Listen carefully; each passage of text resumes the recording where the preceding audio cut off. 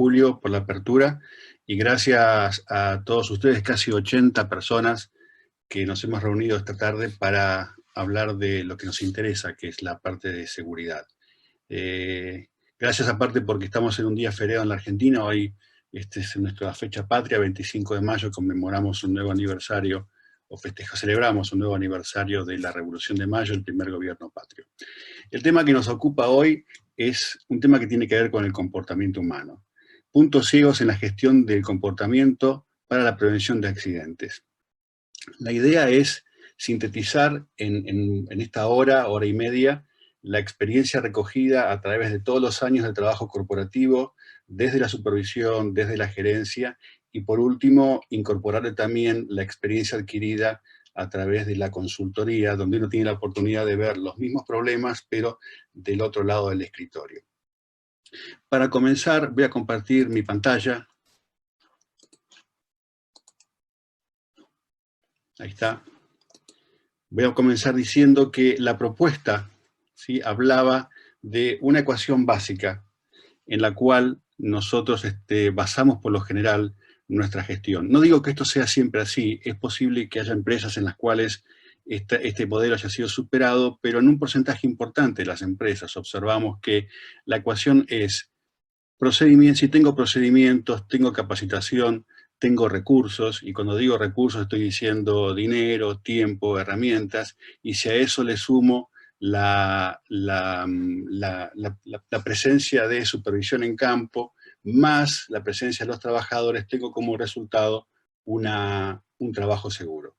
Lo cual me da la idea de que no siempre es cierto, porque de hecho la gente se sigue accidentando y nos preguntamos por qué, y nos damos cuenta de que algo le falta a esta ecuación. Seguramente algo le falta, hay algo que no está funcionando bien, porque si no, no estaríamos obteniendo los resultados que en general estamos obteniendo.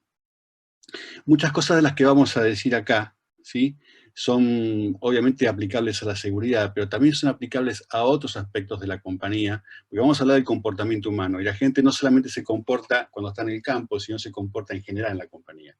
Con lo cual, muchas de las cosas que vamos a decir en esta charla, que voy a compartir con ustedes, tiene que ver no solamente con el comportamiento en campo, sino que tiene que ver también con el comportamiento de las personas dentro de la oficina.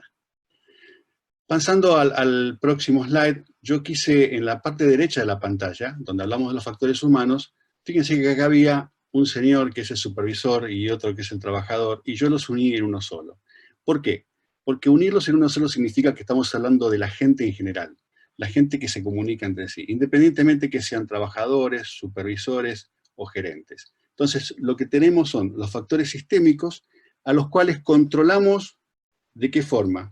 Bueno, lo controlamos a través de auditorías, de políticas, sistemas, lineamientos, procedimientos, instructivos u expectativas. Es decir, todos los factores sistémicos que tenemos en nuestro programa de seguridad tienen un ciclo de control, que está visto, como les decía, a través de auditorías, políticas, sistemas, lineamientos, etc. Y los factores humanos también tienen su ciclo de control. En este caso, lo que tenemos es un manejo de las consecuencias. Si ocurre tal cosa, ocurrirá tal cosa como consecuencia. La fijación de metas de performance, tenemos que llegar a las tantas horas sin accidentes inhabilitadores o tantas horas sin accidentes graves, ¿sí? Y finalmente, la política de reconocimiento, ¿sí? Vale aclarar acá que vamos a hacer foco en los recursos humanos con un nivel un poquito más de profundidad. Cuando vemos el desarrollo de la evolución de la seguridad a lo largo del tiempo, recordemos que comenzamos hace muchos años trabajando con fábricas o instalaciones que eran totalmente inseguras, y ante la existencia de accidentes lo que ocurrió fue un gran movimiento para hacer las instalaciones más seguras. La gente se seguía accidentando y por eso pasamos de los controles, digamos, las barreras de seguridad físicas en la planta, pasamos a los procedimientos. Como se seguían accidentando, como no seguíamos accidentando, de los procedimientos pasamos al comportamiento humano. Y ahora vamos a ir un paso más, que tiene que ver con las neurociencias, lo vamos a ver en los próximos slides, pero es parte de la evolución natural del desarrollo de la seguridad. Yo decidí cambiar la ecuación, porque esta ecuación, que es una suma, me pareció poco afortunada. Ya la había escrito para el abstract de este seminario, decidí empezar con ella, pero la realidad es que la suma me da idea de linealidad. La suma me da idea de linealidad, y la realidad es que la linealidad es algo que eventualmente no existe en el manejo de los recursos humanos y tampoco en el manejo de la seguridad. Entonces decidí cambiar, ¿sí? Y poner un símbolo de integral. Más allá, no quiero tener problemas con los puristas de la matemática, sé que a esa ecuación le faltan cosas, pero permítanme dejarlo así conceptualmente para poder compartir con ustedes la idea que quiero compartir.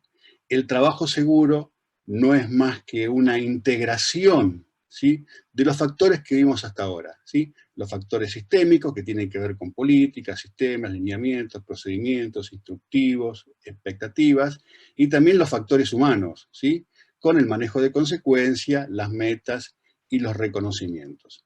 Pero acá falta algo que todos ustedes deben estar pensando. Acá hay un factor importante que falta, y es, sí, exactamente, es el management. El management está también involucrado en la gestión. Entonces, esos datos, esa información, todo eso que nosotros obtenemos como consecuencia de hacer auditorías de campo, de hacer evaluaciones, de hacer verificaciones de políticas, sistemas, procedimientos, y los resultados de las observaciones van finalmente hacia el management. Y cuando digo el management y su staff, ¿sí? Y el management lo que hace es consolida, integra toda esa información y la vuelve a volcar al sistema en forma de mejoras o cambios incrementales para los factores sistémicos, que tienen que ver con, como les decía, los procedimientos, la capacitación, recursos, etc. Y también con los factores humanos. Tiene que ver con cómo vamos a premiar a la gente, cómo vamos a manejar los recursos humanos, cómo vamos a diseñar las consecuencias que vamos a prever para cuando alguien hace algo que nosotros consideramos que no es adecuado. De esta forma, entonces, ¿sí?, tenemos una integración entre gerencia, staff y entre la gente de campo. En los próximos webinars vamos a tener a colegas de Setup hablando de todo esto que está aquí, ¿sí?, que está aquí en la parte sistémica, los factores sistémicos. Vamos a hablar de seguridad de procesos, vamos a hablar de manejo de datos, vamos a hablar de investigación de accidentes, y por último, Julio va a cerrar este ciclo de seminarios hablando de la cultura, a la cual vamos a hacer referencia en pocos segundos. Fíjense algo, yo puse en este slide aquí atrás, puse el management aquí afuera a propósito, porque es real que en muchas compañías el management parece, cuando uno lo observa, fuera del sistema. Y la realidad es que el management es parte del sistema. ¿Y por qué es parte del sistema? Porque existe una cadena causal de performance que establece que los líderes de una organización definen la cultura. La cultura define los comportamientos.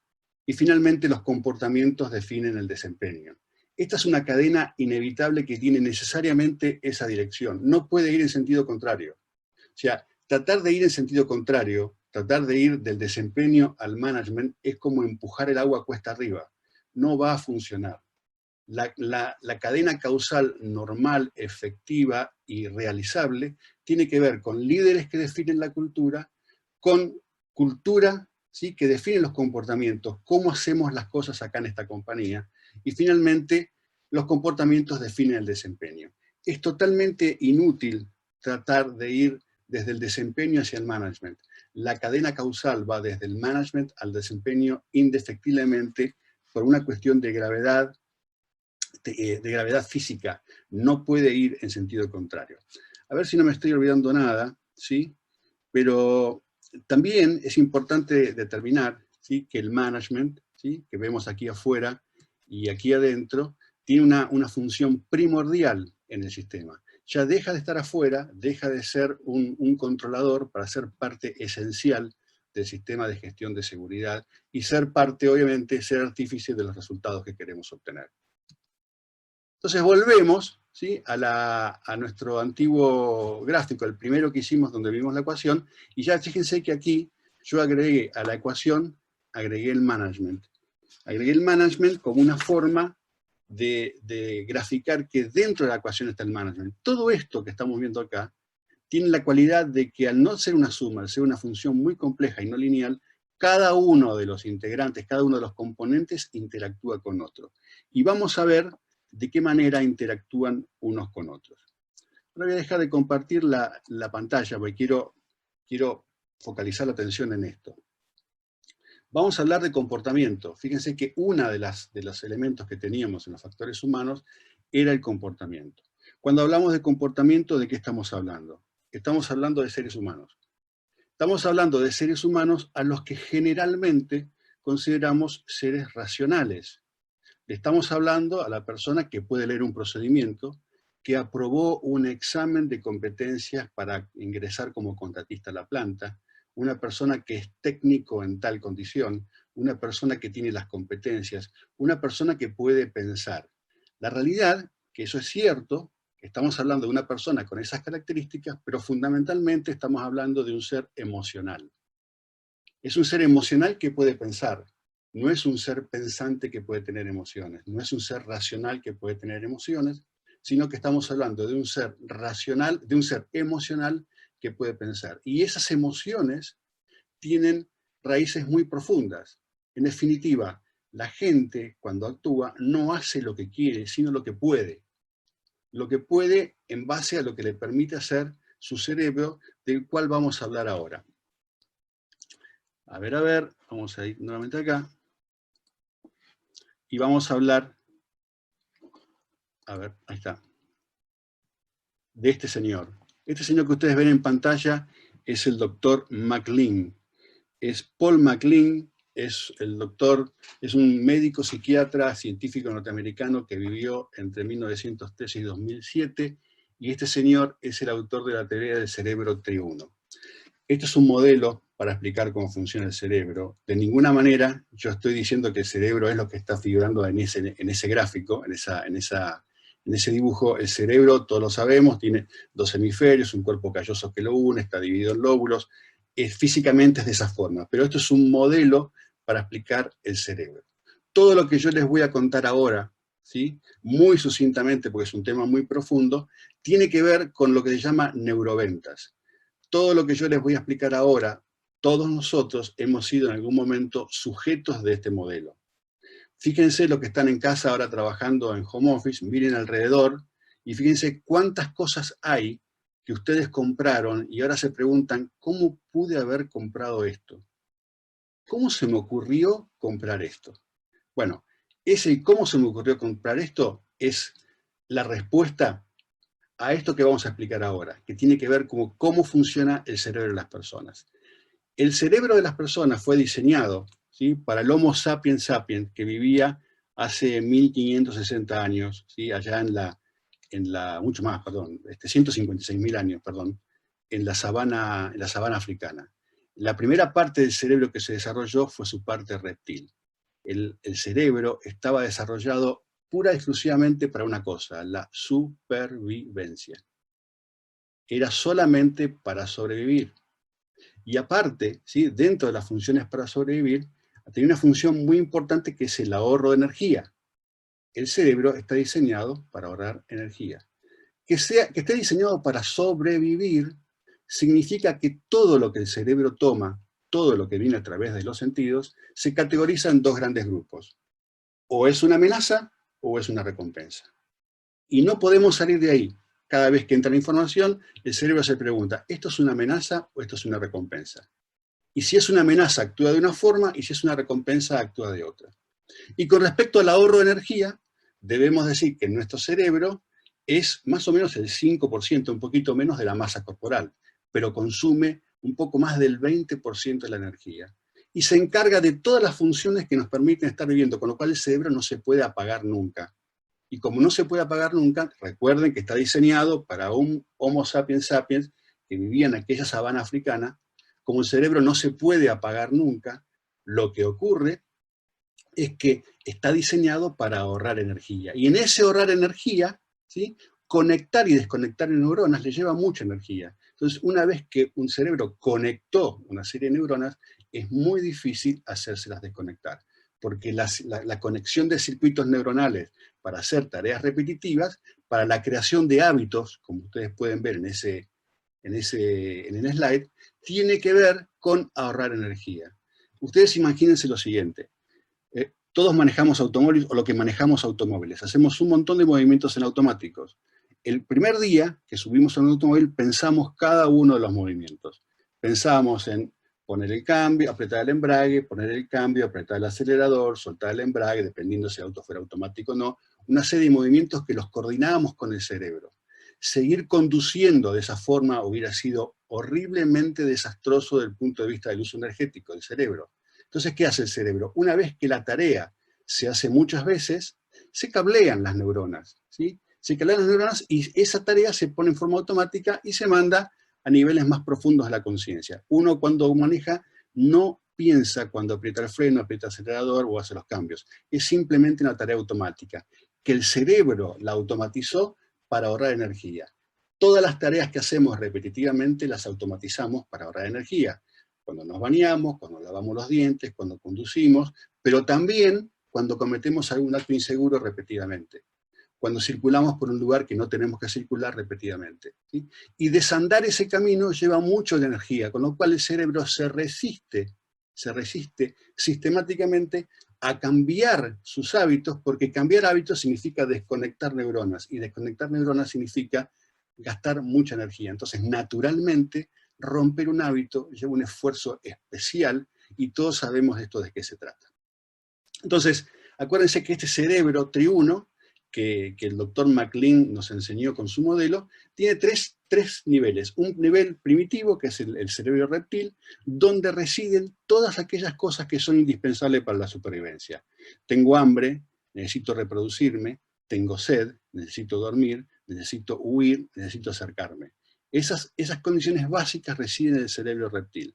Después viene el cerebro límbico, que se desarrolló a lo largo del tiempo, y ese cerebro límbico tiene funciones que tienen más que ver con lo sensorial.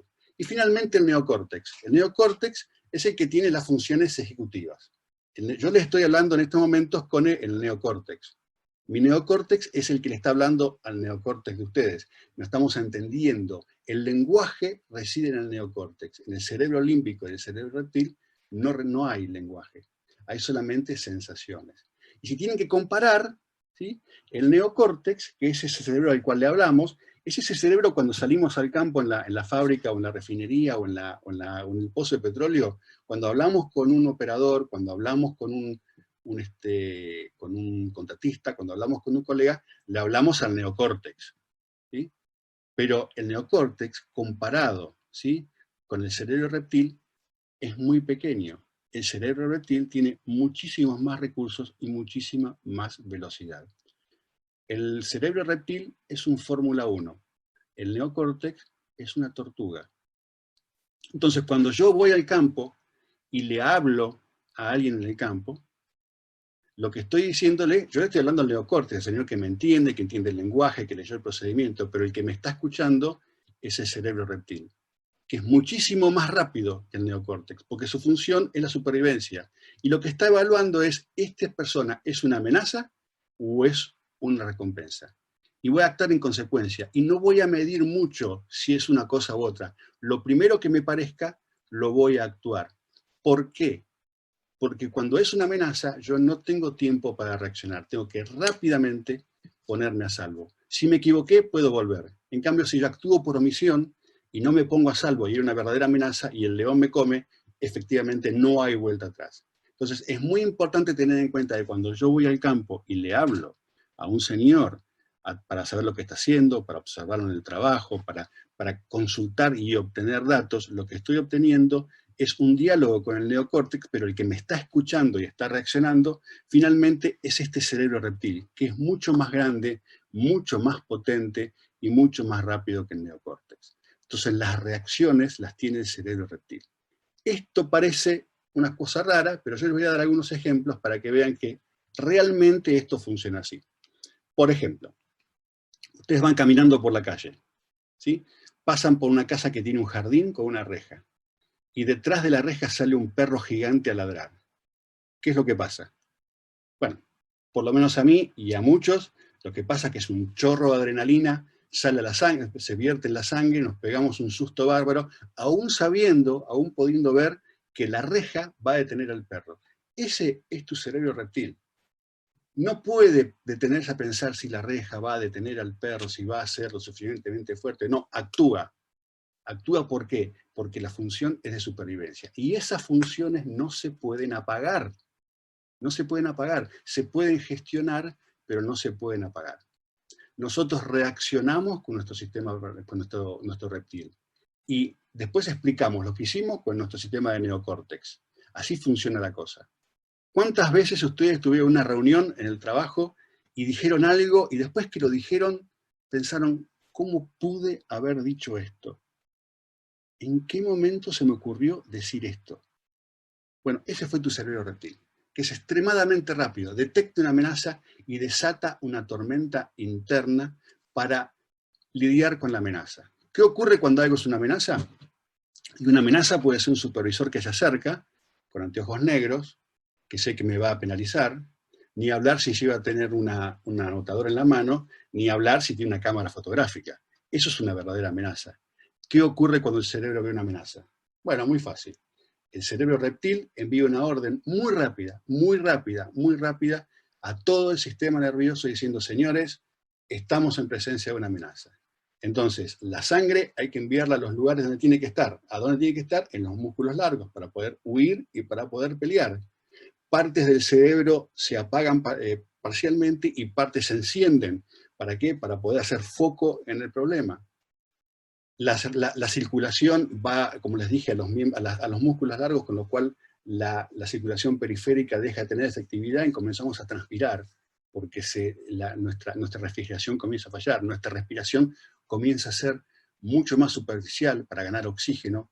Toda esa tormenta hace que la persona que está respondiendo a la entrevista de este supervisor, de este gerente, de quien sea, de este observador, se esté comportando como un primate en vez de como un embajador de la seguridad. Y de esa entrevista no puede salir nada nuevo, no puede salir nada relevante porque esa persona está en estado de alerta, está en estado de respuesta ante una emergencia negativa. ¿Qué pasa con las personas cuando están en ese estado? Bueno, muy sencillo. Lo primero que quieren es huir. La primera reacción es huir. Y cuando quieren huir, ¿qué ocurre? A veces se dan cuenta que no pueden, porque están en una fábrica, están en una refinería, están en un pozo de petróleo, no pueden huir. Entonces la segunda opción es esconderse. Ustedes vieron, se bajan de la camioneta, casco blanco, anteojos, abren la puerta y lo primero que ven es que hay algunos que se van, los que pueden. Los que no pueden, lo que hacen es hacen los distraídos y se van para otro lado, se están escondiendo. Y los que distintamente no pueden definitivamente ni huir ni esconderse, lo que hacen es, y por orden de prioridades para su cerebro, es mantenerse lo más neutro y lo más buenos posibles para no representar una amenaza para el enemigo. Esas son las condiciones de reacción que tiene una persona. Todo eso ocurre en el cerebro de todos nosotros cada vez que nos enfrentamos a un nuevo estímulo. Solamente que estamos prestando atención hasta ahora a lo que ocurre con nuestro neocórtex, con nuestro cerebro físico-matemático, que está bien que lo usemos para pensar, para los procedimientos, para diagramar el trabajo, pero ese cerebro no gobierna de ninguna manera lo que nos pasa cada vez que tenemos un estímulo. Finalmente, se arma esa tormenta que le decía, si es una amenaza o una recompensa, y atrás, corriendo, después de varios milisegundos, llega el neocórtex a tratar de desarmar la tormenta cuando se da cuenta de que no era para tanto. Ese proceso es un proceso que permanentemente se da en el cerebro de las personas. Así funciona, ¿sí?, el cerebro de quien nos va a recibir cuando hacemos una observación. Entonces ahora, en esta ecuación que habíamos visto antes, lo que quiero agregar es esta persona de campo a la cual entrevistábamos. ¿Se acuerdan que teníamos una persona que sintetizaba al supervisor y supervisaba al trabajador? La vamos a dividir en dos. Una persona grandota, ¿sí?, con mucho poder, que ese es el cerebro reptil. Es el cerebro que actúa en función de la supervivencia. Y otra más chiquita, que es el neocórtex, al cual le hablamos, y está bien que le hablemos porque en el neocórtex reside el lenguaje, en el neocórtex reside el conocimiento de los procedimientos, el procedimiento de los estatutos, el procedimiento de las políticas, todo reside ahí, pero la reacción reside en el cerebro reptil. Y es muy importante tener en cuenta que yo le estoy hablando al neocórtex, pero el tipo va a reaccionar con las tripas. Y lo tengo que saber, porque de esa manera voy a poder gestionar. Voy a poder gestionar ¿qué? Los comportamientos, que es finalmente en la cadena en la cadena es lo que me está diciendo si puedo. La cadena me dice que el management define, acuérdense, la cultura define los comportamientos y los comportamientos definen la performance. Trabajando sobre los comportamientos, yo puedo trabajar sobre la performance. Pero los comportamientos tienen esta complejidad. No le estoy hablando a la persona objetiva y lineal, o casi lineal, sabemos que no son lineales las personas, pero a las personas objetivas y predecibles que creo que le estoy hablando. Le estoy hablando a su cerebro neocórtex, pero el que me responde, las tripas, las actitudes, van a tener que ver con su cerebro reptil. Cosa que el señor que me está escuchando no puede apagar. Entonces, las personas en el campo no se comportan de acuerdo a lo que yo les digo, se comportan de acuerdo a lo que pueden hacer. A veces en las charlas, cuando vamos a las compañías, yo les suelo decir, pensar que yo digo A, y porque soy gerente y tengo autoridad, se va a hacer A, eso se llama pensamiento mágico gerencial, no funciona de esa forma. Ocurren muchas cosas en el medio para que finalmente lo que yo digo se traduzca en algo concreto. Entonces es muy importante tener en cuenta esto, tener en cuenta que lo que necesitamos es saber, cuando le hablamos a una persona, estamos hablando de una parte del cerebro, pero la persona escucha mucho más rápidamente y con mucha más pasión con otra parte del cerebro. Entonces ahora vamos a hablar de los comportamientos, que es la parte central de esta charla. Los comportamientos que tienen que ver también con lo que va a hablar Julio de cultura justa el día viernes, pero los comportamientos son cosas que se pueden observar, son observables, y también son gestionables. Y lo más importante de esto son la gestión de los comportamientos. Yo decidí poner una pirámide porque siempre me parece que una presentación de seguridad sin una pirámide no es tal, ¿sí? Entonces me pareció buena esta pirámide que estamos viendo porque pone los comportamientos en medio de la pirámide de seguridad, que ya sabemos que es una pirámide descriptiva, no es muy predictiva, pero nos sirve para entender cómo funcionan algunos fenómenos. Entonces, fíjense, los comportamientos son una etapa intermedia de la pirámide y podemos ver que los comportamientos se ven influenciados por lo que están por debajo de los comportamientos y lo que está por encima de los comportamientos. Lo que está por debajo son los hábitos, las creencias y el sistema de gestión. No sé cómo estoy con el tiempo, perdónenme, 15:72, vamos muy bien. Les decía, lo que está por debajo de los comportamientos son hábitos, creencias y sistemas de gestión que funcionan como activadores, ¿sí? Como promotores de los comportamientos. ¿A qué me refiero? Supongamos hábitos y creencias. En esta instalación, en esta fábrica, tenemos el hábito de que no usamos protección auditiva. Y no la usamos. Y ya aprendimos que no la usamos. Y nunca ocurrió nada. Y mi cerebro reptil, sabe que yo salí 300 veces este año a la fábrica, a la planta, no usé protección auditiva y no pasó nada. Con lo cual, desde el punto de vista de la supervivencia, está a 10 puntos. Con lo cual, lo que hableo así, no lo pensamos más. Yo no me detengo a pensar nunca más que necesito protección auditiva. No me detengo a pensar nunca más.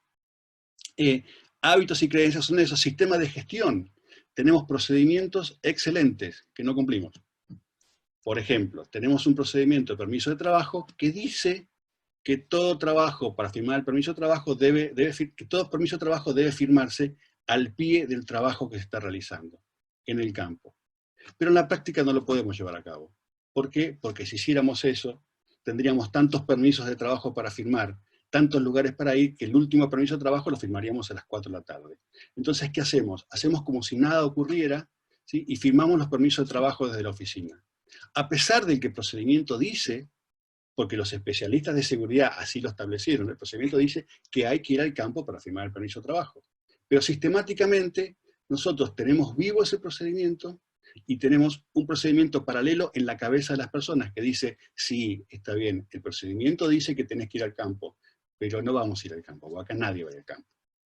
Entonces fíjense cómo los hábitos y las creencias generadas por fundamentalmente las fallas y pequeñas dificultades en los sistemas de gestión funcionan como promotores de los comportamientos. Y ahí hay un área muy interesante para trabajar. ¿Cuál es mi sistema de gestión? ¿Tengo un gran sistema de gestión? Sí, pero ¿cuál es el sistema de gestión que está en la cabeza de las personas? Ese es el punto. cuál es el sistema de gestión que vive en la cabeza de las personas, que muchas veces es muy diferente al sistema de gestión que tengo escrito en los papeles. Y un papel no me hace más seguro.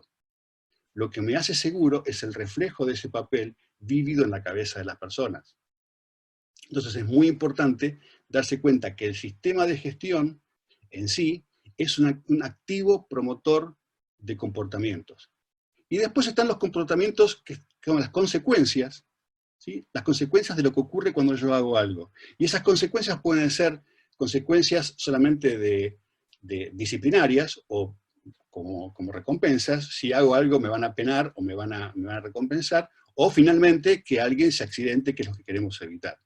Esos comportamientos, ¿sí? Esas condiciones hacen una especie de atracción de los comportamientos.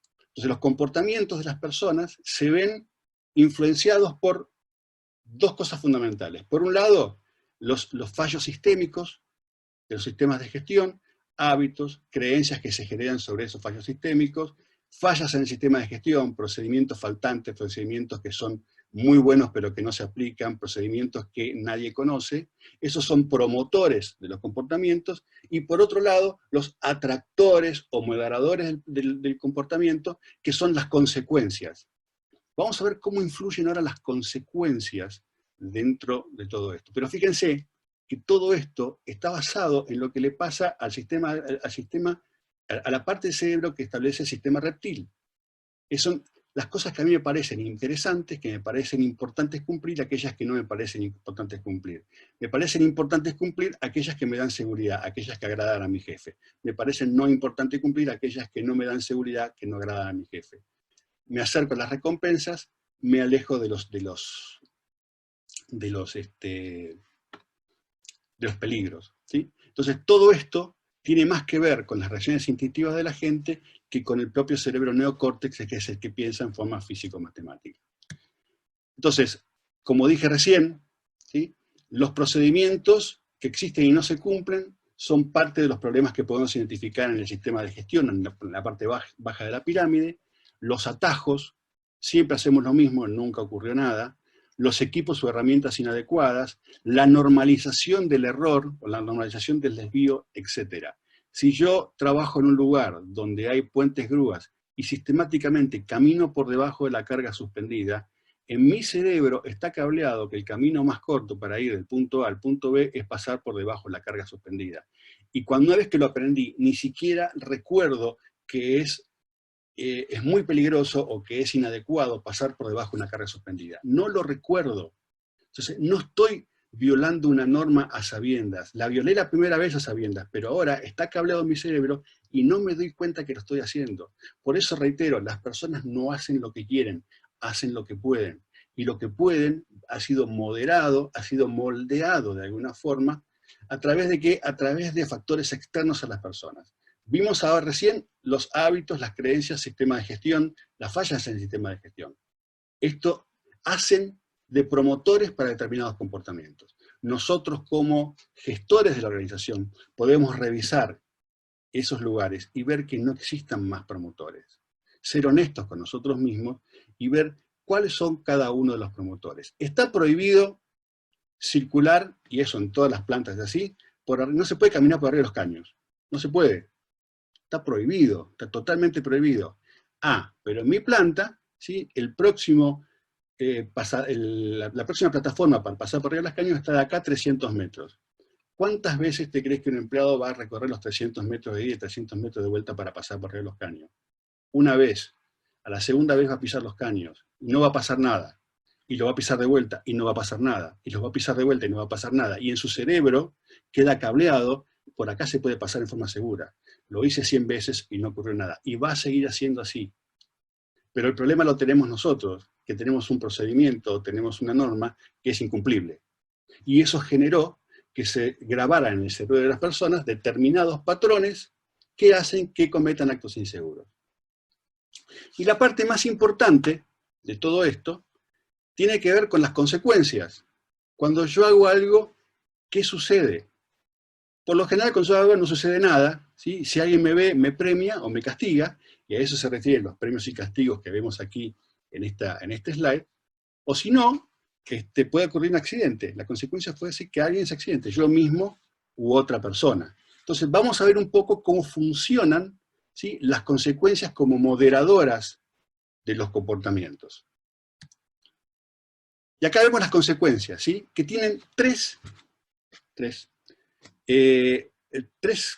condiciones o tres descriptores, ¿sí?, que caracterizan a cómo son las consecuencias. Las consecuencias de un acto tienen tres características que las definen: el timing, la certeza y el significado. El timing, ¿sí? Una consecuencia puede ser inmediata o puede ser tardía. O sea, lo que va a ocurrir inmediatamente después del acto o va a ocurrir mucho después. Bueno, las consecuencias que son inmediatas tienen más fuerza para atraer el comportamiento que las consecuencias que son tardías. Después, la certeza. Lo que va a ocurrir puede ser cierto o incierto. Incierto no quiere decir que no vaya a ocurrir. Quiere decir que probablemente pueda no ocurrir. Entonces, aquellas consecuencias que son ciertas tienen muchísimo más poder, ¿sí?, de atracción del comportamiento que aquellas consecuencias que son inciertas. Y por último, el significado. ¿Es positivo o es negativo? Las consecuencias positivas tienen mayor atracción, ¿sí?, que las consecuencias que son negativas. Y acá me gustaría decir lo primero que salta claramente a la vista.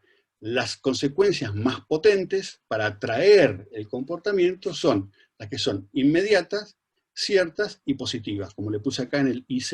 Esto quiere decir que las consecuencias más potentes son las inmediatas, las que son ciertas y las que son positivas. Pero atenti, que esto que estamos hablando acá no es medido desde mi posición de administrador del sistema de seguridad o desde mi posición como gerente, supervisor o capataz.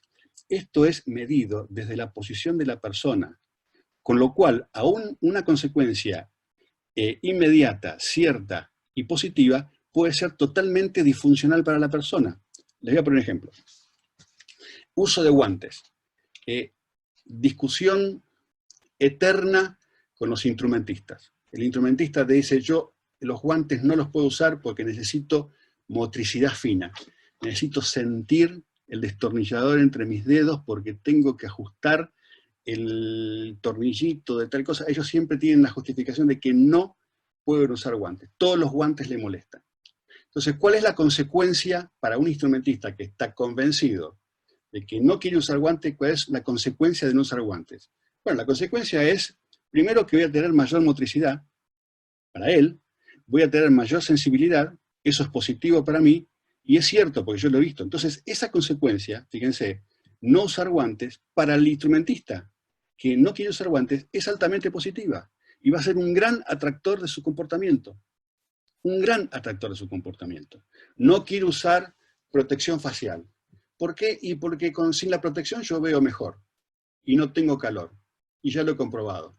Para la persona que experimenta el comportamiento, no usar la protección facial es inmediato, es cierto y es positivo. Con lo cual, ¿sí?, para él es un gran atractor del comportamiento. Entonces, ¿cuál es el eje de la gestión?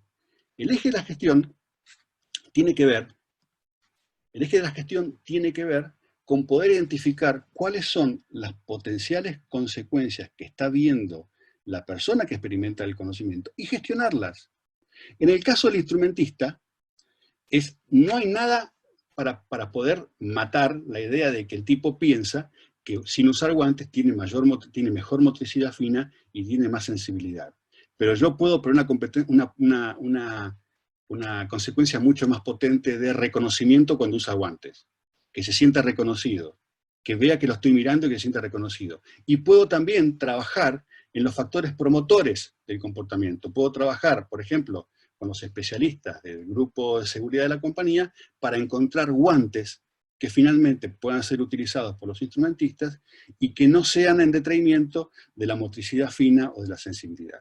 Fíjense cómo en un movimiento de pinzas yo puedo gestionar qué es lo que ocurre con los impulsores del comportamiento y qué es lo que ocurre con los atractores del comportamiento. Pero siempre teniendo en cuenta que la persona que me está escuchando, y vuelvo al doctor McLean, siempre teniendo en cuenta que las personas que me están escuchando tienen, sí o sí, que pensar a través de un cerebro que es el cerebro reptil, que establece todo en términos de recompensas y amenazas. Todo tiene esa dualidad. Tengo que entender cómo funciona ese cerebro. Si yo me baso solamente en lo que veo del cerebro neocórtex, donde están los procedimientos, donde están el pensamiento físico-matemático, donde está el lenguaje, si yo considero eso solamente, me voy a olvidar de una parte importante de lo que le ocurre a la persona.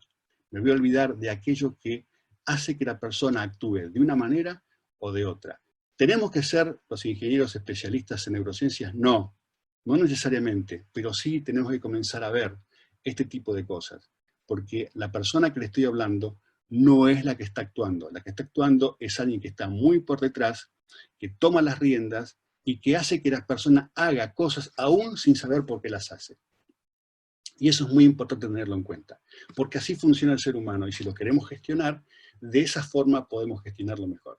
Ahí les muestro una lista de las consecuencias ordenadas en orden de mayor atracción o menor atracción. Como decías recién, la más potente como atractora es la inmediata, cierta y positiva. La que sigue es la inmediata, cierta y negativa. Y por último, la menos fuerte, la más débil de todas, es la tardía, incierta y negativa. Esta descripción es una descripción teórica que realmente no quisiera detenerme demasiado en ella, pero lo que sí es importante destacar es que cuando yo gestiono el comportamiento de las personas, tengo que tener en cuenta otros aspectos, pero tengo que tenerlo en cuenta desde el punto de vista de la persona que se comporta. Si cometo, ¿sí?, el error de pensar que lo positivo, cierto y inmediato es para mí, voy a estar cometiendo un error, porque lo positivo, cierto e inmediato es para el cerebro reptil de la persona que está actuando, no para mí. Y yo tengo que hacer un esfuerzo de gestión para ver cuáles van a ser esos comportamientos, anticiparme y poder gestionarlos. Algunos de los cuales no voy a poder gestionar en su totalidad, pero sí voy a poder inducir otras consecuencias. Voy a poder trabajar en el sistema de gestión para poder moderar dentro de todos los comportamientos. Esto es, un poco en síntesis, qué es lo que gestiona, o lo que nos permite gestionar en los sistemas de gestión, lo que nos permite gestionar los comportamientos. Finalmente, los comportamientos son los que van a definir si una persona comete un acto inseguro o no, y los que finalmente van a incidir en el resultado final de la performance de seguridad. Pero sepan, ¿sí?, que es muy importante saber a qué parte del cerebro estamos hablando y saber que es posible gestionar todo esto. Cada compañía está en un lugar diferente en la seguridad. La seguridad es un viaje, con lo cual no es para nada poco común encontrar compañías que se encuentren en diferentes estadios en la gestión de la seguridad. No importa. Hay compañías que recién están comenzando a implementar su programa de seguridad basado en el comportamiento. Y hay compañías que están hablando de estos temas. En el medio está toda la gama. Lo importante es que cada uno sabe cuál es su viaje. Todas las compañías son diferentes. Todos los trabajos son diferentes, todos los recursos son diferentes. Lo que es importante es poder prestar atención a estos elementos y ver de qué manera puedo utilizarlos para mejorar o no mi sistema de gestión. Esa es la idea de este seminario, brindarles algunas ideas para que ustedes puedan gestionar en forma más efectiva los comportamientos dentro de los trabajadores de su industria. Finalmente, entonces, ahora volvemos a la ecuación final, y ya tenemos más componentes. Fíjense que los primeros componentes, ¿sí?, los dejamos igual. Los factores sistémicos, política, sistemas, lineamientos, procedimientos, instructiva, ya están los HACCP, y vamos a hablar de la recolección de datos, la gestión de los indicadores, y vamos a hablar de un montón de cosas, de la investigación de accidentes, que todas están acá, en esta parte de la ecuación, que tiene una amplia y muy fuerte relación con la parte humana, ¿sí?, en donde hablamos de incluir el management, ¿sí? El management es parte de esto, porque el management es parte de la organización. Entonces, cuando yo veo un gerente que camina por la planta y no tiene protección auditiva, lo que mi cerebro reptil está leyendo es, acá no hay que usar protección auditiva. Por más que todos piensen, no, pero este señor, realmente la exposición, no me puede explicar que la exposición no es tal, por lo tanto no va a usar protección auditiva. No importa, el cerebro reptil de la gente que lo ve está interpretando que no hay que usar protección auditiva. Si él no la usa, yo no la uso. Si él es el número uno y no la usa, yo tampoco, porque me quiero parecer a él, porque de eso depende mi supervivencia. Es así de simple. Si ese señor que va ahí, que es el número uno, no usa casco, es porque no hay que usar casco. Y yo quiero ser como él, porque cuanto más me parezca a él, no voy a ser una amenaza, voy a ser una recompensa, con lo cual me va a ir mejor. Ese es el pensamiento del cerebro reptil. Entonces, focalicemos en los recursos humanos, incorporemos el management a la gestión. Cuando hablamos con las personas, sepamos a quién le estamos hablando. No solamente en el campo conocemos seguridad. Cuando estoy en mi mesa de trabajo con los ingenieros y golpeo la mesa y digo, estoy rodeado de inútiles, porque algo no salió bien, todo eso que yo le acabo de describir, toda esa tormenta de decir, uy, se desató la amenaza, toda esa tormenta se produce en cada uno de los cerebros de la gente que está sentada en la mesa. Y en vez de tener un grupo de creativos, voy a tener un grupo de gente que quiere huir. Eso es lo que va a ocurrir. Esa tormenta no se puede desatar, no se puede apagar, se puede gestionar. Y eso tiene que ver con lo que Daniel Goleman llama inteligencia emocional. Hay compañías que ya están trabajando en la inteligencia emocional. ¿Cómo yo gestiono estas cosas que me surgen de improviso, que me surgen de las tripas, que no puedo regular, que son parte de mi supervivencia? Aprender a gestionar mis emociones, aprender a gestionar las reacciones de mi cerebro reptil, me da una mejor calidad de vida y una mejor performance. De eso se trata la inteligencia emocional. Y hay algunas empresas que están trabajando sobre eso. Pero como les decía, cada una está en su camino. Entonces, acuérdense, management, saber a quién le hablo, saber cómo reacciona ese alguien, y si quiero o no ser una amenaza. ¿Sí? Y por último, hacer una efectiva gestión de las consecuencias. Las consecuencias son actos observables, los comportamientos son observables, las consecuencias se pueden gestionar, los comportamientos también se pueden gestionar. Como caso de éxito, les cuento que el año pasado estuvimos con unos colegas de Setup en la minería, en el hermano país de Chile, y tuvimos esta charla con gerentes, con supervisores, donde ellos veían que salían al campo a hacer observaciones, a traer datos para poder gestionar mejor el sistema de gestión, y que las observaciones no eran buenas. No había data, no había sustancia en lo que obtenían. E hicimos todo este repaso. Y fuimos entrenando a cada uno de esos altos directivos, altos gerentes de la industria de la minería, los fuimos entrenando en cómo aparecer delante de las personas sin ser una amenaza, siendo una recompensa. Parecía difícil al principio, salimos al campo, hicimos pruebas y un mundo nuevo se abrió, porque las personas dejaron de ver a ese individuo que se acercaba, lo dejaron de ver como un enemigo y comenzaron a verlo como una recompensa. Lo dejaron de ver como una amenaza y lo comenzaron a ver como una recompensa. Y eso abrió un montón de puertas. Y la información que se traían de cada una de las caminatas de seguridad era por lejos mucho más valiosa que la que obtenían de la otra forma. Quedaron todos muy sorprendidos, porque un pequeño cambio, solamente sabiendo cómo funciona la dinámica del cerebro de las personas, produce resultados que realmente se pagan por sí solos. Y acuérdense, esto que les estoy hablando yo no es algo que sea privativo de la seguridad. Cuando ustedes compran algo, la publicidad está basada funcionalmente en este tipo de procesos. A los que les interese el tema, les recomiendo el libro de Jürgen Klarik, que se llama Vender a la mente y no a la gente, donde explica, en forma un poquito más orientada hacia el comercio, estos fenómenos que yo les expliqué recién en el desarrollo de este seminario. Entonces, un poco ya cerrando, no sé qué hora es, permítanme que vea la hora. Ahora, Eduardo, discúlpame, son 3:53. Ok, bien, estamos bien porque podemos hacer preguntas y si terminamos antes estamos bien. Gracias, Jordana. No, por favor. Les quería mostrar de dónde venimos y a dónde llegamos. Fíjense que las ecuaciones son más o menos similares, lo único que cambió es que en la parte humana, en los factores humanos, tenemos nuevos componentes. La gerencia, la gestión de las consecuencias y sobre todo cuando ese hombrecito que tenemos ahí en la ecuación de arriba, lo ponemos abajo en la nueva observación y vemos que lo vamos a dividir en dos. Sabemos que le hablamos al neocórtex, pero sabemos que el que nos responde es algo mucho más grande, es algo mucho más complejo, algo con mucha más información y mucho más poderoso que es el cerebro reptil. Acuérdense que todo esto está hecho para sobrevivir y estas funciones del cerebro no se pueden apagar. Todos estamos sujetos a que nos ocurran exactamente las mismas cosas, solamente que no nos damos cuenta.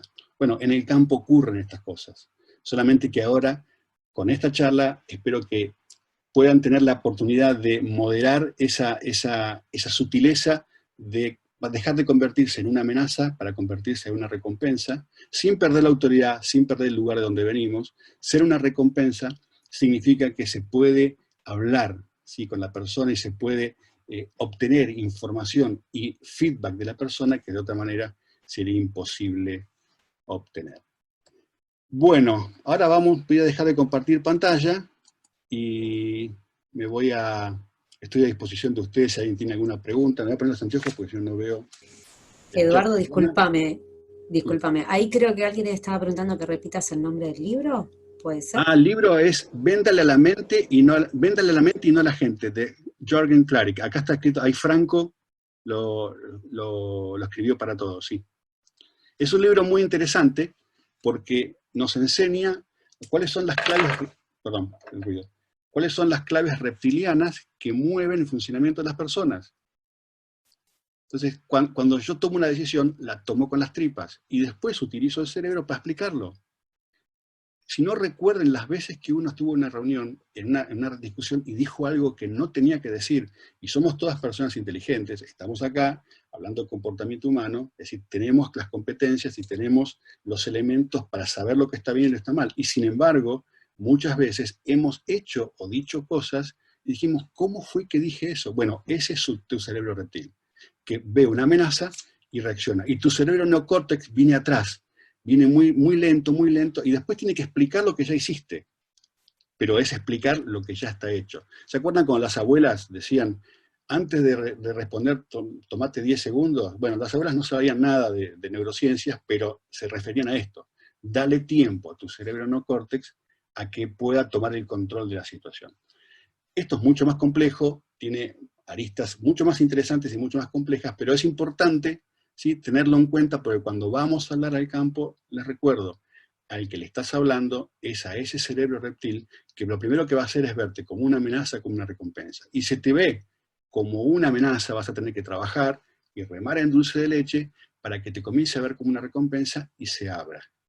Y ahí aparece la creatividad, y ahí aparece el diálogo, y ahí el tipo te cuenta todo lo que hizo bien, lo que hizo mal, porque siente que no hay riesgo, siente que se puede expresar. Bueno, y después ser consecuente con esa confianza depositada con la persona. Una vez que te ganaste la etiqueta de ser una recompensa ni una amenaza, hay que aprovecharla y seguir adelante con eso para poder aprovecharla para el futuro. Si te volvés a convertir en una amenaza, lamentablemente después hay que remar de vuelta para cambiar esa imagen en el cerebro de las personas. Bien, no sé si alguien tiene alguna pregunta, Jordana, o alguien en vivo, como quieran. Sí, Eduardo acá acaba de preguntar, espera que ya te digo, ¿cómo hacer para gestionar el comportamiento de una persona que no quiere cumplir con sus deberes? Están consultando. Bueno, hay que ver por qué no quiere cumplir con sus deberes. La realidad es que todo esto que estamos hablando no tiene nada que ver con la indisciplina, ¿sí? La indisciplina es otra cosa diferente. Cuando una persona adrede, no hace algo, eso corre por otros carriles. Estamos hablando de los errores que las personas cometen habitualmente, de las violaciones que la gente comete habitualmente, sin saber que son violaciones. Entonces, cuando alguien no quiere hacer algo, lo primero que me pregunto yo es, bueno, ¿qué lo impulsa? ¿Qué lo impulsa? Siempre hay algo que se llama intención positiva. Eso es algo muy común en la psicología, en el coaching se usa mucho, que es detrás de cada acción de una persona existe una intención, que se llama intención positiva porque lo impulsa a actuar en una dirección. No quiere decir que sea positiva porque sea virtuosa, porque sea buena. Es positiva porque lo impulsa a moverse en una dirección. Por ejemplo, un hombre que le pega o lo agrede físicamente a su pareja, cuando uno le pregunta por qué lo hizo, él tiene una justificación totalmente disfuncional, sabe que todo, pero él tiene una justificación, lo hice por tal cosa. Tiene lo que llama la intención positiva. Cuando una persona no quiere hacer algo, lo que hay que averiguar es cuál es la intención positiva. ¿Por qué no lo quiere hacer? ¿Qué hay detrás de todo esto? ¿De dónde me está hablando? ¿Por qué no lo quiere hacer? Siempre tiene que haber una razón. Bueno, si la razón es porque no quiero, bueno, ya saben lo que tienen que hacer. Pero muchas veces encontramos que la realidad es que no. Yo les cuento algo. Trabajando en Venezuela, veo que uno de los operadores de la planta no usaba los guantes. Y no usaba los guantes. Le decían el pequeño, era un hombre gigante, se sentía abrumado, le decían el pequeño de acá, el pequeño de allá, los guantes no le entraban. Me dice, mira, ingeniero, a mí el guante no me entran. Y bueno, pero conseguiste otro. No me entran. Bueno, fuimos a investigar y resulta que la gente de almacenes había comprado solamente guantes medium para toda la población. Y a él no le entraban los guantes, y le daba vergüenza decir que no. Entonces, él se ponía díscolo, no quería usarlo, pero no quería decir que la mano de él era suficientemente grande como para que el guante no le entrara. Entonces, la solución fue trabajar con la gente de almacenes para que hubiera el guante para él. Esta es una idea muy simplificada, pero siempre, detrás de una actitud de una persona hay una intención positiva. Lo hace por algo. Claro, hay que tomarse el trabajo para poder trabajarlo esto. Entonces, lo importante es que los supervisores, los gerentes, todos tengan alguna sensibilidad de cómo manejar esto, para que sea un trabajo de todos. Si no, si es un trabajo de uno solo, esto no va a funcionar, porque son muchas personas y pocos los que hacen este approach tan específico a las personas. Lo bueno es que los supervisores, los capataces, la gente que tiene responsabilidad sobre otros, esté de alguna manera formada, informada sobre este tipo de cosas. Entonces, de ahí se puede gestionar. No estoy hablando de negligencia, no estoy hablando de indisciplina porque sí, pero siempre hay una instancia donde uno puede trabajar y encontrar un factor sistémico que esté promoviendo ese yo no quiero. Por ahí no existe, y si no existe hay que actuar como corresponde, pero creo que antes de actuar tenemos que darnos el tiempo para ver si hay algún factor sistémico, si hay alguna consecuencia que sea positiva, cierta e inmediata, que esté traccionando ese comportamiento, y tratar de gestionar eso. Porque si yo gestiono eso, lo que voy a hacer es solucionar el mismo problema para muchas otras personas que quizás estén ocurriendo.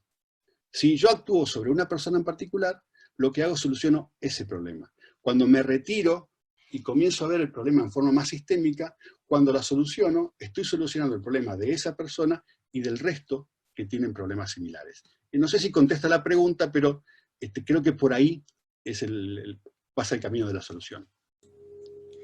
Bueno, tengo otra acá, Eduardo, que está consultando. Una vez relevado el comportamiento de una persona, ¿cómo gestionamos el error humano? ¿Hay una serie de etapas a seguir y qué se recomienda? La gestión del error. Hay que ver por qué se produce el error. Hay que ver por qué se produce el error. El error se puede producir por varias formas, por varias razones, ¿sí? El error, estoy hablando porque el error puede ser por interpretación. No estoy hablando de la violación. La violación tiene que ver cuando alguien quiere hacer algo porque lo quiere hacer y sabe que está mal, lo hace igual porque obtiene un beneficio. El error, ¿sí?, se puede gestionar de otra forma. El error es involuntario. Y es posible que en el error involuntario exista una parte de responsabilidad de la compañía. Entonces, el proceso natural que yo he aplicado con buenos resultados es, primero me miro el ombligo. A ver, esta persona cometió un error. No estoy hablando de una violación, cometió un error. La violación tiene un carácter más fuerte, porque la persona sabe que está mal y aún así lo hace. Pero el error, ¿sí?, tengo que ver de dónde viene. Y es posible que sea de la persona, que haya interpretado mal algo, que el entrenamiento no haya sido adecuado para él. Hay una serie de factores que son de la persona, pero primero me tengo que mirar el ombligo. Primero tengo que mirarme a mí como compañía y decir, bueno, ¿qué fue lo que promovió este error? ¿Qué fue lo que promovió? ¿Hay algo que lo promovió? Si lo promovió, tengo que solucionarlo. Y si eso no soluciona el error, sí actuar sobre la persona. Los pasos que yo veo que siempre funcionan es, primero me miro yo como compañía, después voy sobre la persona. Lo más fácil es ir sobre la persona, sobre todo castigarlo, pero no da resultado. Porque si haces eso, lo que te convertís es finalmente en una nueva amenaza. Y es una ganancia muy efímera, porque me convierto en una amenaza y a partir de ahí hay un montón de puertas que se cierran y me va a ser muy difícil gestionar.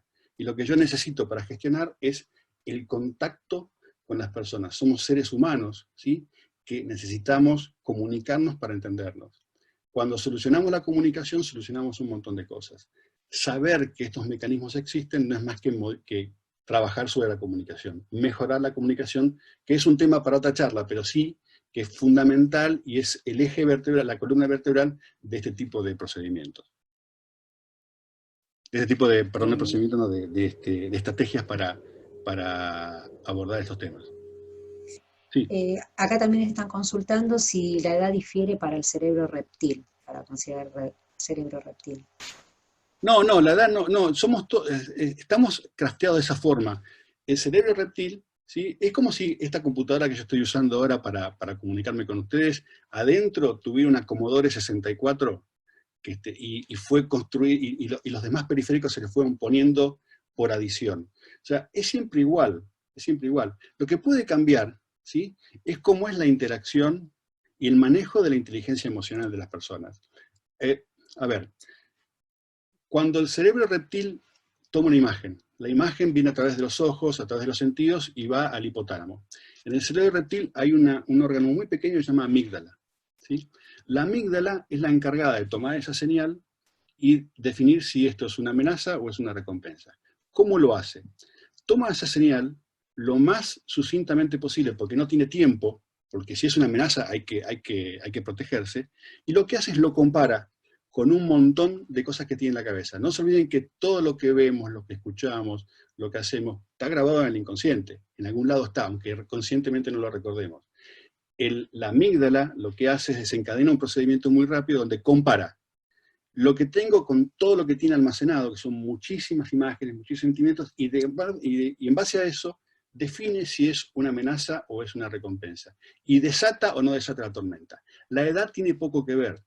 Lo que sí tiene que ver que hay personas que están más educadas emocionalmente y pueden hacer, una vez que ocurrió eso, pueden moderar esa reacción, gestionar esa reacción y a través de su sistema neocórtex, su sistema físico-matemático, pues su sistema humano, poder moderar esa reacción. Y hay personas que no. Hay personas que esa tormenta que se arma busca información en el cerebro y busca información que la activa más y se realimenta y es una tormenta en un vaso de agua y reaccionan y se enojan y se ponen difíciles con algo que es muy pequeño. Pero eso tiene que ver no con la edad, sino hasta donde yo comprendo, hasta lo que he estudiado, por el nivel de inteligencia emocional de las personas. La reacción es siempre la misma. Se puede alargar o se puede acortar, depende de lo que tenga la persona en la cabeza, sus vivencias, sus experiencias pasadas, y se puede frenar más o menos rápidamente de acuerdo a cómo la persona pueda gestionar sus emociones. Todo el tiempo nuestro cerebro reptil está actuando. A ver, te doy un ejemplo. Vas manejando tu auto, vas escuchando la radio, levantás la vista y el semáforo que tenés justo adelante se pone en rojo. ¿Qué ocurre? Saco el pie del acelerador, aprieto el freno. No lo estoy pensando. Eso es un movimiento automático. La combinación de las imágenes, semáforo en rojo, estoy en un auto, etcétera, etcétera, hace que mi cerebro diga, hay que frenar. Y no importa lo que pase, va a frenar. Y después me devuelve el control a mí. Con lo cual, esos mecanismos ocurren siempre. Y ocurren desde que somos bebés, con distintos grados, con distintas funciones, pero ocurren siempre. Lo que tenés que tener en cuenta es que las personas pueden morigerar o pueden gestionar esos mecanismos de una manera diferente de acuerdo a cómo estén entrenados para manejar su inteligencia emocional. Por eso muchas compañías incluyen dentro de sus programas de entrenamiento algunos aspectos de la inteligencia emocional, porque aprender a gestionar las emociones significa que yo puedo moderar esas reacciones. No es fácil, es un camino largo, pero es lo que se estila para poder comenzar tímidamente a gestionar las emociones. Es más fácil en los ejecutivos, es más difícil en la gente de campo. Bueno, es un proceso, como les dije, depende de cada compañía, de cada circunstancia y de cada sistema.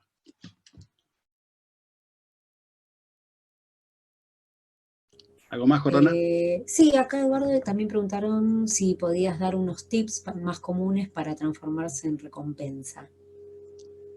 La transformación no sé si hay tips, pero yo creo que la recompensa es algo que tiene que ser visible y tiene que estar siempre. Es muy complejo porque la mayor parte de los actos de las personas, ocurren cuando no lo estamos viendo, ¿sí? Con lo cual es muy complejo. Las recompensas, acuérdense, tienen que ser recompensas que se puedan sostener en el tiempo y que se puedan hacer evidentes, y que las personas puedan verlas como realmente algo que va a ocurrir si yo hago tal o cual cosa. Los sistemas de seguridad por lo general están armados en forma a contramano de donde deberían estar armados. Por lo general decimos, bueno, mi programa de seguridad lo tengo porque no quiero tener accidentes. En realidad eso está expresado al revés, que es lo que sí quiero tener. No, definir un objetivo por lo que no quiero, yo siempre digo, es como ir al supermercado con la lista de lo que no quiero comprar. Más o menos igual. Y esto forma parte de, seguramente Julio lo va a mencionar o va a abordar este tema el día viernes, forma parte de decir, bueno, ¿qué es lo que sí quiero? ¿Cuáles son los comportamientos que yo sí quiero promover que van a hacer como resultado que mi performance de seguridad mejore? Entonces, en eso sí, comienzo a tener un programa de recompensas, porque cuando la gente hace lo que se le pide, y lo hace porque lo hace bien y lo hace convencida, puedo dar un programa de recompensas. Pero acuérdense, las recompensas son siempre por programa, y siempre tienen que ser entendibles, tienen que ser ciertas, tienen que ser periódicas, y que tienen que ser previsibles. De esa manera se convierten en una buena zanahoria para que la gente tenga determinados comportamientos. Si son esporádicas, compulsivas, de vez en cuando, sí, funcionan, pero la realidad es que no son efectivas. Los programas de recompensa tienen que ser así, tienen que ser constantes en el tiempo, tienen que ser visibles y tienen que ser controlables, sobre cosas que yo puedo ver, sobre cosas que puedo gestionar. Las cosas que no puedo gestionar ocurren todo el tiempo y yo no las veo, con lo cual no puedo trabajar sobre eso. Yo puedo tener un programa que premie la cantidad de observaciones buenas que hago, pero no puedo tener un programa que premie cuando una persona usa el arnés de seguridad. ¿Por qué? Porque yo no estoy todo el tiempo que usan el arnés de seguridad. Entonces es muy probable que haya muchas veces que la gente lo usa y yo no lo veo, y haya muchas veces que la gente no lo usa y yo no lo veo. Con lo cual, eso no lo puedo gestionar adecuadamente, pero sí puedo gestionar, por ejemplo, que la gente haga buenas observaciones de seguridad, porque las puedo tener todas, las puedo medir. Entonces hay que buscar aquellas cosas que yo puedo gestionar en forma constante, que sea acuérdense, inmediato, cierto y positivo.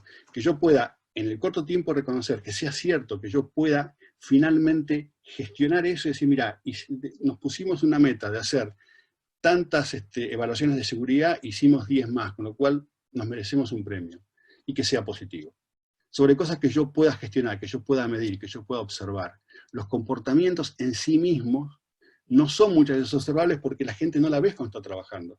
Entonces lo importante es generar las condiciones de atracción o de promoción a través del sistema de gestión y de gestión a través de las consecuencias para que los comportamientos se mantengan dentro de la banda de lo deseado. Bueno, Eduardo, mira, tengo una de las últimas, creo. ¿Cómo manejar bajo esta perspectiva los aspectos culturales de las personas, distintos en cada sitio o país?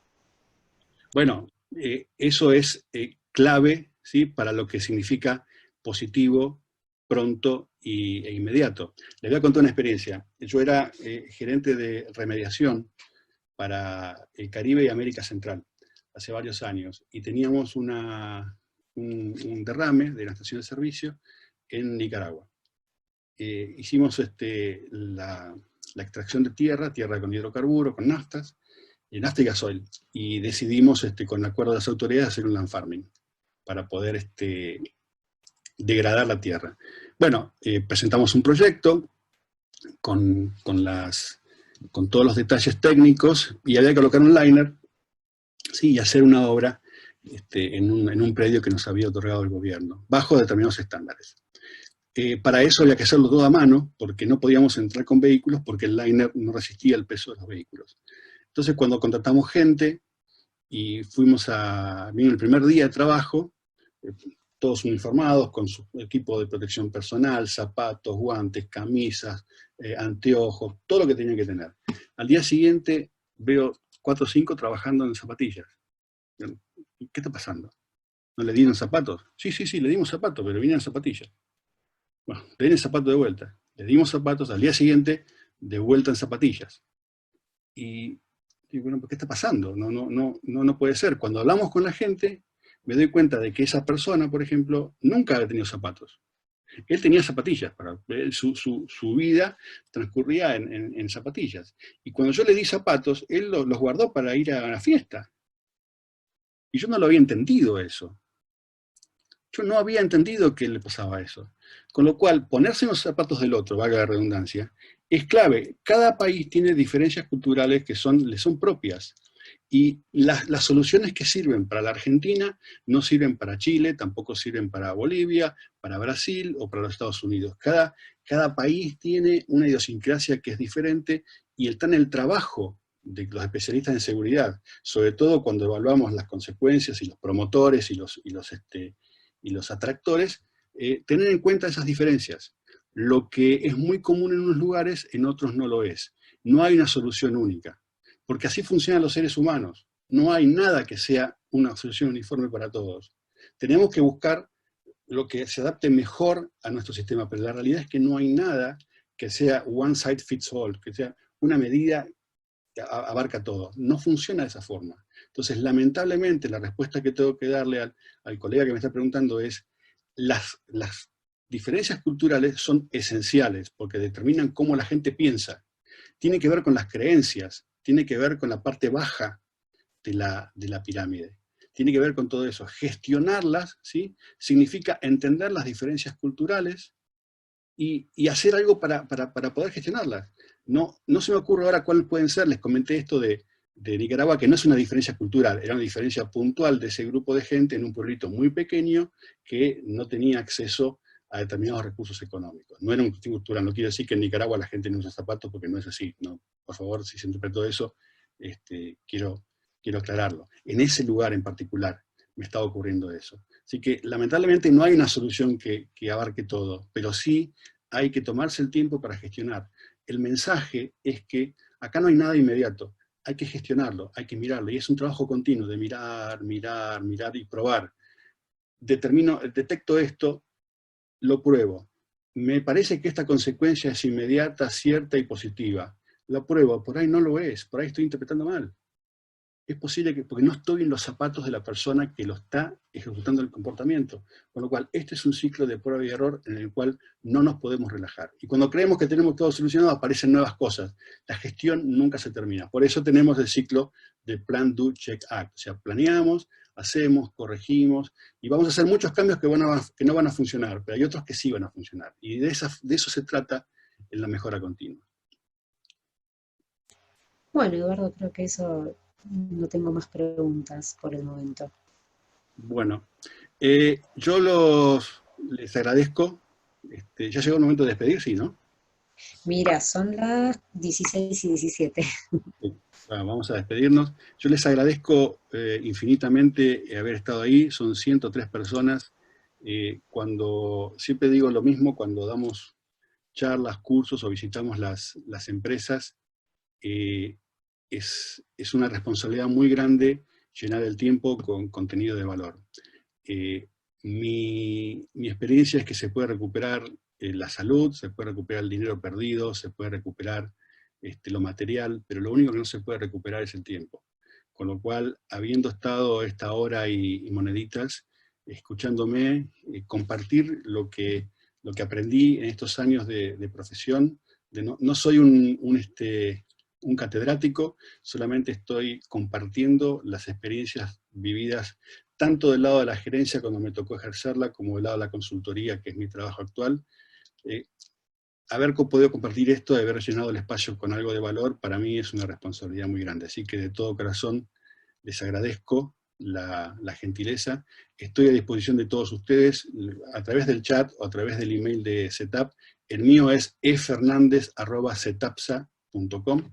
Estoy a disposición de todos ustedes para discutir, para contratar dudas, en fin, para compartir, porque eso se trata, de poder compartir. Así que, de todo corazón, muchísimas gracias por estar ahí.